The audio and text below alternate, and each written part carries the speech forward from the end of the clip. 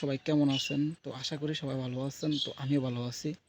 তো আপনারা আমার ভিডিও নিচনে যে ভিডিওটা আছে আপনারা দেখেন, দেখলে বুঝতে পারবেন।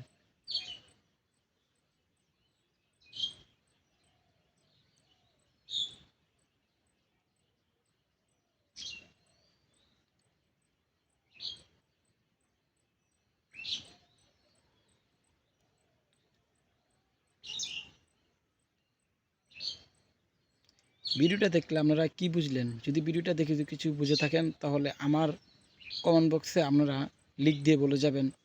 তো আপনারা দেখেন আমাদের বাংলাদেশের পুলিশ আর ইন্ডিয়ার পুলিশ কত পার্থক্য। ওই লোকটা কিন্তু সারাদিন রোজা রাখছে। অটো ড্রাইভারটা কিন্তু সারাদিন কিন্তু রোজা রাখছে। সারাদিন রোজা রাইখা একটা গাড়ি চালাইতেছে। ওই গাড়িটা আবার পাংচার হয়ে গেছে রাস্তার ভিতরে পাংচার হয়ে যাওয়ার পরে ওই গাড়িটা আবার পুলিশের আবার পাংচার আবার লাগাই আবার পাংচার মাইরাই না চাক্কাটার আবার লাগাইছে, চাক্কাটার ফিট করে লাগাইয়া যে জায়গাটা দিয়ে উনি গাড়িটা তুলতে পারতেছে না ওই জায়গাটাতে আবার তুলে দিছে।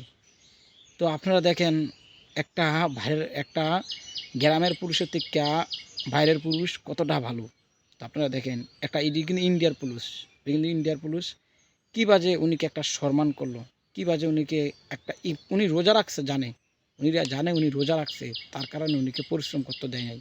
আর আমাদের বাংলাদেশের পুলিশ রাস্তার ভিতরে যদি মনে করেন যে গাড়িটা পড়ে থাকে, এই গাড়িটাকে নিয়ে আলগুস্তা থানার ভিতরে নিয়ে ঢুকাই দিব।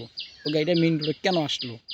চাক্কা পাংচার হয়েছে ভালো কথা, মেইন রোডে কেন আসলো? এই কারণে উনিরা নিয়ে আলগুস্তা নিয়ে ঢুকাই দিবে। তো আপনার ভিডিওটা যদি ভালো লাগে তাহলে সবাইকে দেখার সুযোগ করে দিবেন, আর ভিডিওটি ভালো লাগে তাহলে একটা শেয়ার করে দিবেন।